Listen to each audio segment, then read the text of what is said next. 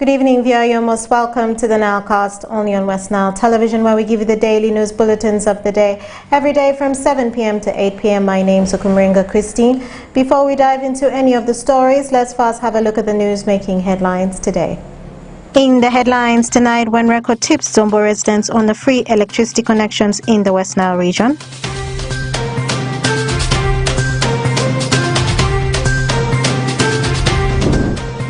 Ministry of Water and Environment Catchment Management monitoring exercise concludes in Yumbe and Koboko district.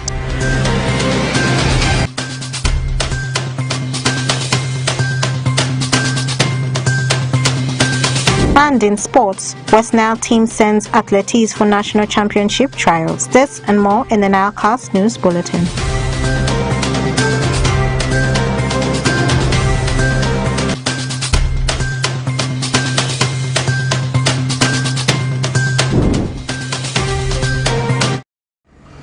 It's the 29th of February 2024. You're most welcome to the Nile Cast, only on West Nile Television.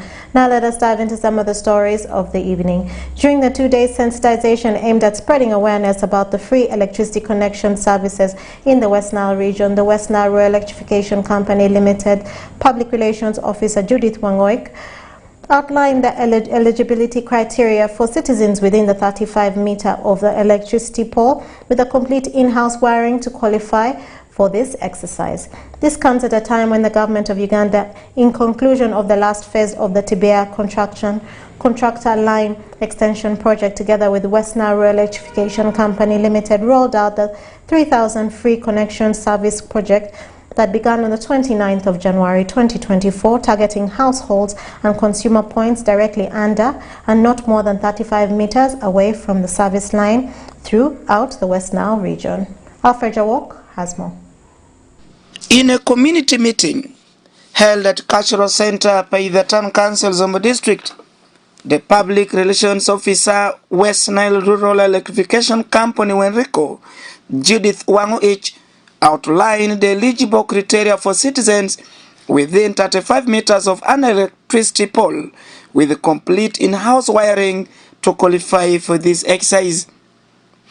Judith says customers need to pay a 53,484 shillings for inspection fee and preload units to a bank, along with providing necessary documents like a national ID photocopy, wireman's valid error permit, wiring certificate, passport size photo, and the location map. Government, in a bid to increase access through the Tibea project, has given West Nile region 3,000 meters that is supposed to support a no-pole service. That means all those who are approximately 35 meters close to the pole can benefit from this project. The project commenced on the 29th of January 2024 and is supposed to go for a period of 6 months. And we are encouraging our customers across the region who are within these dimensions to please apply. But ensure that before you pick an application form, you have done your internal wiring up to the required standards. Please ensure that on returning of the return of this application form, you attach a photocopy of your national ID, a wiring certificate, and also the permit number, and attach also a passport size photograph and a road map to your location. We also urge our customers to engage electricians who are certified and have the permit given by ERA, which is valid or up to date, so that their works are done up to the required standards. Judith further urges electricians to adhere to safety standards and customers to cooperate for successful connections of their houses to curtail domestic tragedy related to power. You do the right work for the customers so that they can benefit from this program. We're also cautioning people out there to desist from the bad practice of throwing maybe stones and other objects on the lines, the distribution lines. There are people who are cutting trees on our lines.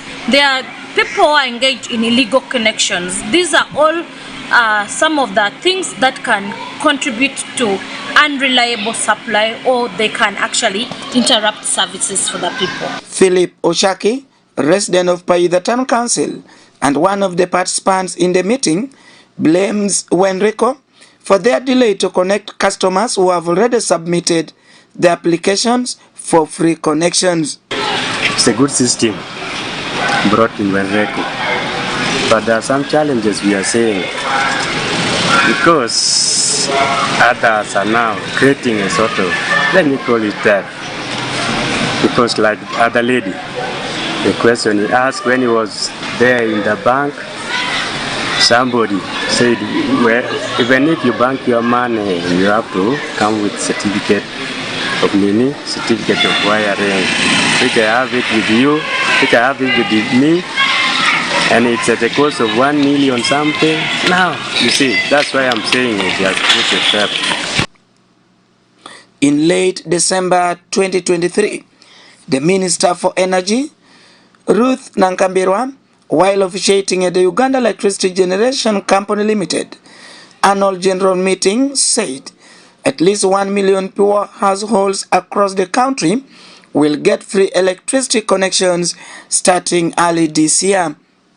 She said government will kick off the World Bank funded $638 million over 2.36 trillion shillings energy access scale-up project, under which power will be made available to the poor who live near electric poles but are finding it difficult to raise about 700,000 to get power into their houses. Alfred Jawok, West Nile TV, Nile Cast.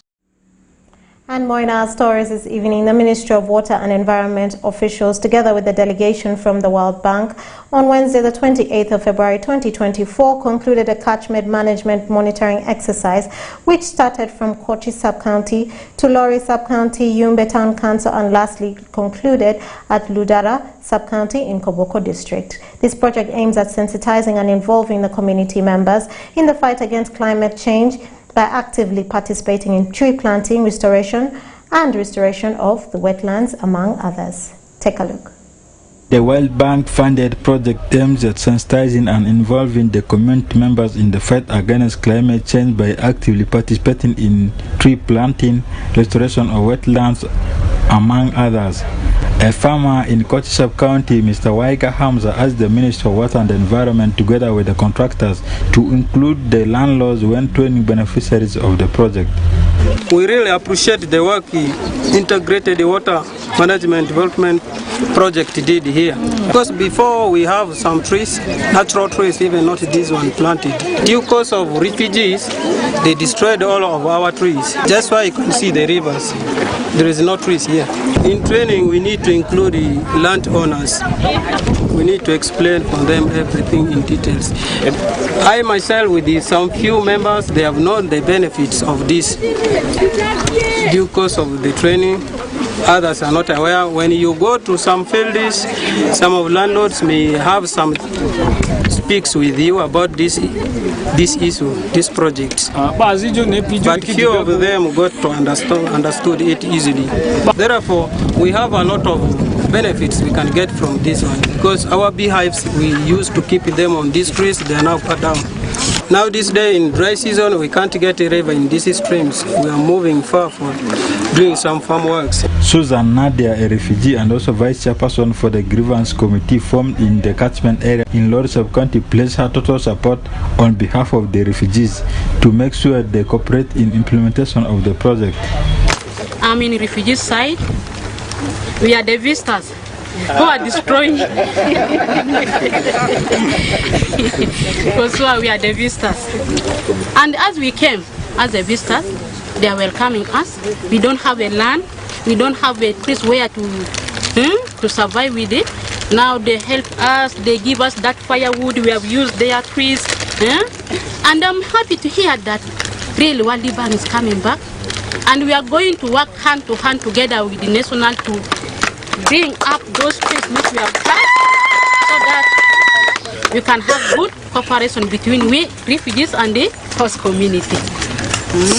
And the spirit that you came with it, we wish God to raise it up Let God open the way for you people. Lorry Sub-County LC3 Chairman Honorable Rashid Kawawa Godson thanked the government of Uganda for lobbying the money from the World Bank to fund this project. I'm thankful to the government of the Republic of Uganda for securing for us this fund from World Bank that is intended to restore the badly degraded, the largest water set, the longest water set to say in this sub-region here. We are grateful for that. We think as a lower local government, as a district, the programs that we receive, different programs that we receive, will not be able to do this kind of restoration. I'm thankful for that. While thanking the community members for offering land for the project, the LC3 chairman decried lack of support exhibited in some other areas when implementing these kinds of projects. I want to appreciate my community here for offering this piece of land, for doing this restoration. It is not easy. You know, when it comes to tree restoration, afforestation, if you go to other places, our peoples are not always supportive in terms of putting a project like planting a tree to address environment related issues. To give a land like this, it has not been easy. But when this consultation was done, they were able to give this land, and we are happy for that.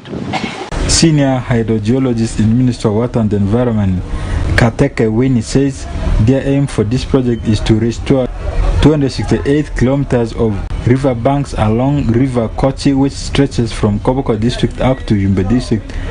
The goal of this assignment is to support communities to restore the catchment. So what we are doing, basically, we are restoring riverbanks which have been degraded, and our target is to restore 268 kilometers on both sides of River Kochi and its tributaries. She added that they also have a target to restore 110 hectares of wetland from Koboko up to Obongi district. We are also going to restore wetlands. We have a target to restore about a total of 110 hectares. That is in the sub-catchment, that is from Koboko to Obongi. Then we have to plant trees, and we have a target to plant 500 hectares of trees. Then we are restoring also land which has been degraded through soil erosion, like this site here. We are using soil and water conservation measures, and we have a target to restore 260 hectares. The ministry says there are some affirmative actions that will be offered in the future to help people and the house. Not been easy, but when this consultation was done, they were able to give this land, and we are happy for that. Senior hydrogeologist in Ministry of Water and Environment, Kateke Winnie, says their aim for this project is to restore 268 kilometers of river banks along River Kochi, which stretches from Koboko district up to Yumbe district. The goal of this assignment is to support communities to restore the catchment. So what we are doing, basically, we are restoring riverbanks which have been degraded, and our target is to restore 268 kilometers on both sides of River Kochi and its tributaries. She added that they also have a target to restore 110 hectares of wetland from Koboko up to Obongi district. We are also going to restore wetlands. We have a target to restore about a total of 110 hectares. That is in the sub-catchment, that is from Koboko to Obongi. Then we have to plant trees, and we have a target to plant 500 hectares of trees. Then we are restoring also land which has been degraded through soil erosion. Like this site here, we are using soil and water conservation measures, and we have a target to restore 260 hectares. The ministry says there are some affirmative actions that will be offered in the future to help people and the households affected by implementation of this project. Osuta Yusuf, West Nile Television, NILE CAST. And more in our stories this evening, Caritas Slovak, an organization supporting vulnerable children, has continued to give support to the vulnerable children in the West Nile region by providing scholastic materials to the pupils of Una Primary School in Adjumani district. Take a look. Caritas Slovak, an organization supporting vulnerable children, has continued to give support to the vulnerable children in West Nile by providing scholastic materials to the pupils of Una Primary School in Adjumani district. According to Namulinda Sara, a social worker at Caritas Slovak, it's a timely routine for Caritas Slovak to be providing scholastic materials like pens, books, sets, pencils and others to these children, since some of their parents can't afford and thereafter monitor the progress of these children in the various schools, buy for them school uniforms and pay for their school fees. Namulinda Sara added that in Adjumani district, Caritas Slovak supports 647 children, with most of them being in primary and secondary schools. Meanwhile, others are in Moni University, Gulu University, and the nursing schools in West Nile. I am a social worker in this organization, and currently we are giving out books. This is our day routine when the terms begin, because we have to give them books. Those are scholastic material, pens, sets, and then pencils, because most of these children, they are very vulnerable, and some of their parents cannot even afford some of these scholastic materials. So we decided to help them, and in most cases we also keep on checking them, monitoring them, and seeing how they are progressing in school. And this is not the only activity that we do. In most cases also, after distribution of scholastic material, we also provide them with uniform, and then we also pay their school fees, and also the feeding program, which are mainly in the government schools. That is currently right now what we are doing. Currently in Adjumani district, actually we are supporting over 647. Some of them are in secondary schools and others are in primary schools, and then we also have those ones who are in the institution, mostly Gulu University. Then in Arua we have Muni University and other nursing schools in West Nile. Those are the people we are supporting right now. The organization now has taken about 11 years in existence. Mesiku Topista, the deputy head teacher Una Primary School, said Caritas Slovak has 96 children they are supporting at the school, with 54 of them operating from home. Meanwhile, 42 are from the main center, consisting of children who are positive living. Mesiku Topista added that Caritas has been supporting their feeding program at school and further provided computers and a teacher to teach ICT for the children. There are 96 children with us. 54 are children operating from home. They are vulnerable. They have been under their parents, and others with the stepmothers, others with the grandmothers. Then we have 42 children from their center. These are children who are positive living. So they are here with us. They support us. They give us school feeding program. They give us money to support our feeding.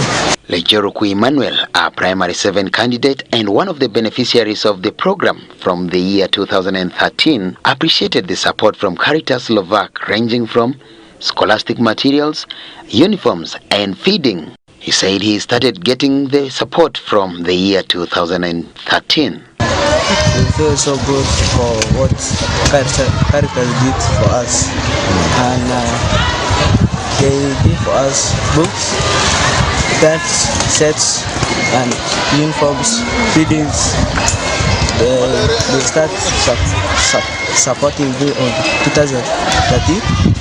Now I'm in 27. Thanks.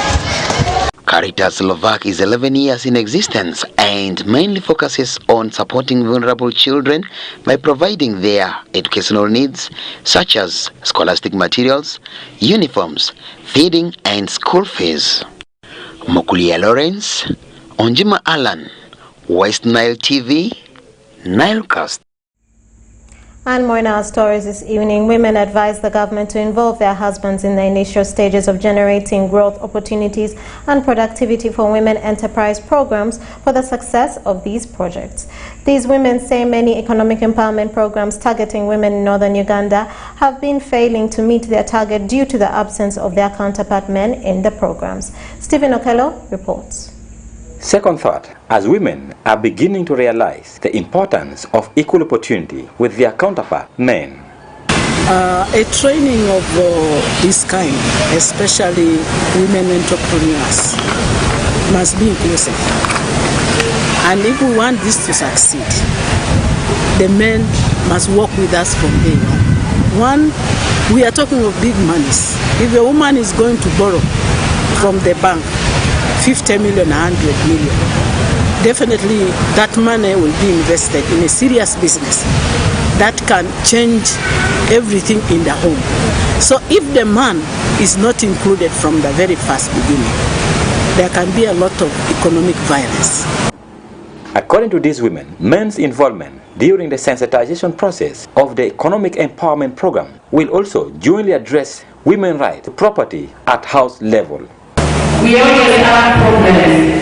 You find a woman with a lot of money, you go and build a house in the name of your husband, you go and buy land in the name of your husband. When it comes to the time of divorce, or a man adds another woman to you, they get all these properties of yours and you go back with nothing. Then you become mentally fatale. However, while addressing women from Acholi, Lango, West Nile, and Karamoja sub-region, respectively, Betty Amongen, the Minister of Gender, Labour and Social Development, encouraged women to go back and relay the information they have been getting back to their spouses, and above all, use all this opportunity, which is aiming to save them from the burden of high interest rate loan from commercial banks and other financial institutions, frustrating their business. Most of the banks you go to charge you very high interest rates. Some places you go and they say you bring 5% per month. This is small microfinance, 2% per month, 3% per month. If you say 5% per month, that is over 60% per year. So we say, if we are to get any money that will support women, the interest rate must be low, that women can borrow and be supported. Among also, implore these women to work hard, develop this special program targeting to provide an integrated package of services for female entrepreneurs to enable them to own a bank that will favor them.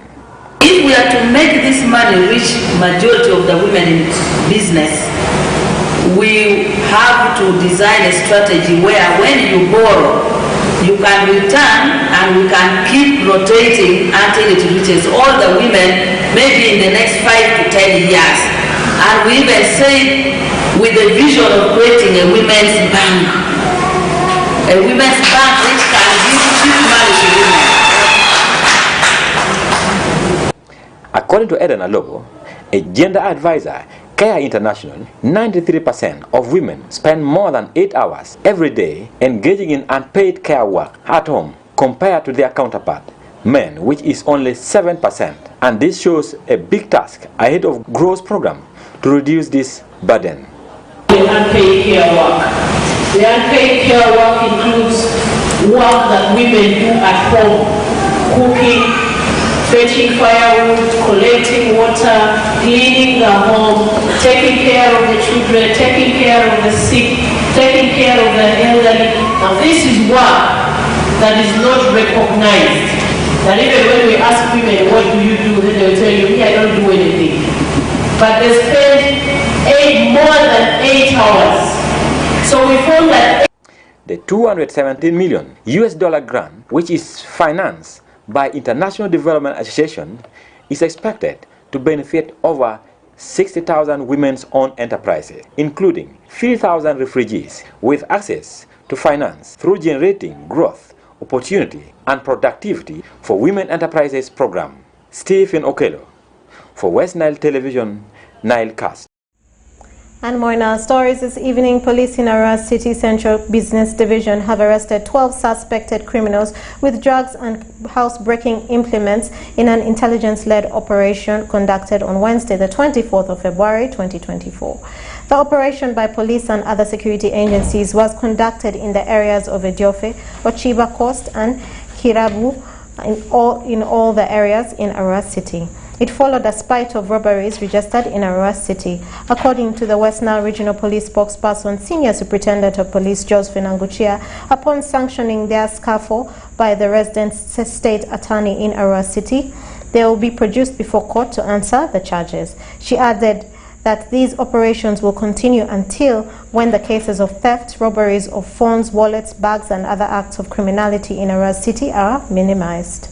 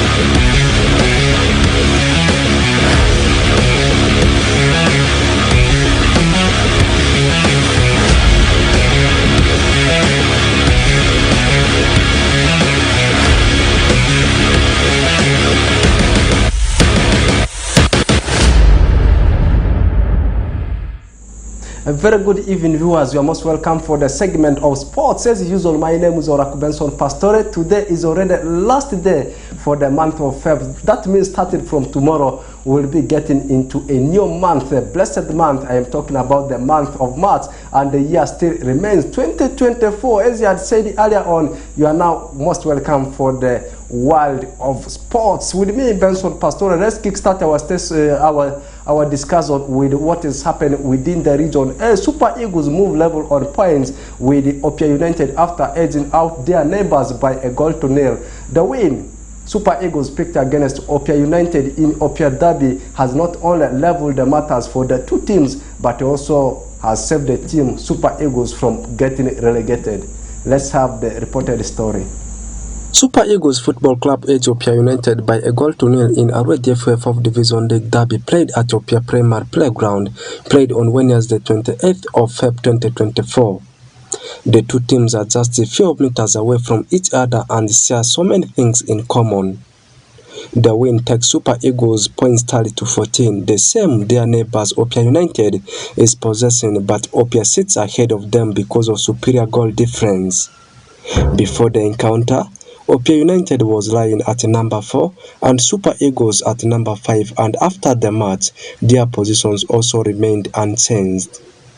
Our District 4th Division League is only left with one round to conclude and shall climax this coming weekend. been for this derby of United and Super Eagles. It was a game, it was an end-to-end football, and I think the team that took their chances won, but it was not our expectation. We were desperate for the win, though, but football is football. It was a game. I appreciate my players, they fought for the team, but at the end it was the Super Eagles that came on top. So we hope to bounce back. The loss has not put us, it has not changed our position. We are hoping to finish higher. We have one game to go. Today, I'm very happy. I know we have been struggling with this club because it is a community club. It is not funded by anyone. We don't have any donors, but this is the club just for the community, and my players, they just have heart for the club. Otherwise, it has not been easy. Because what we are doing is we just go and dig with them. You dig for money. After that, you come and train. Then after training, you go to the league. But today I'm very happy, too happy. Otherwise, it has not been easy for us. Because in the first league, there was a lot of challenge. Then coming to second league, I'm very happy. Because with the 4 wins, then 1 lose, then 1 draw. So we are too excited. I know the challenge is now we don't have fans. If you were the fans, my dear, my players are very excited. They're willing to play, and I don't know how I can. And there are some clubs from FOV who have been even stealing our players, and I was very unhappy over that. Otherwise, it has not been easy. So I had to follow them, at least to track them. At least after following them, at least I'm happy because I have in progress. I wanted to go ahead. I wanted to upgrade with them. Okay, thank you so much for this opportunity. It has been such a tough game. We have been for a derby, playing our closest neighbor, and it has not been an easy game.